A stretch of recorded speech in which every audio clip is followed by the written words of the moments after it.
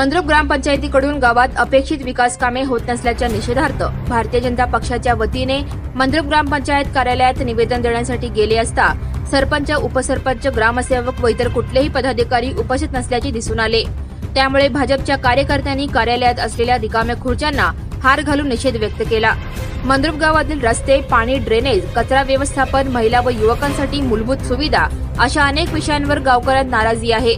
या पार्श्वभूमीवर भाजपच्या स्थानिक कार्यकर्त्यांनी ग्रामपंचायतीला योग्य त्या उपाययोजना कराव्यात यासाठी निवेदन देण्याचा निर्णय घेतला होता।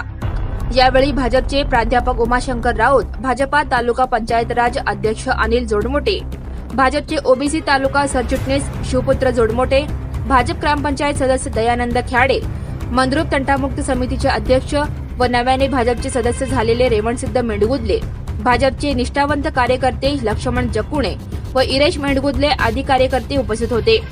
सर्वांनी एकमुखाने ग्रामपंचायतीच्या उदासीन व गैरहजर प्रशासनाचा निषेध व्यक्त केला। यावेळी निवेदन देताना प्राध्यापक उमाशंकर राऊत म्हणाले की ग्रामपंचायतीचा कारभार जनतेच्या हितासाठी पारदर्शक व उत्तरदायित्वपूर्ण असायला हवा।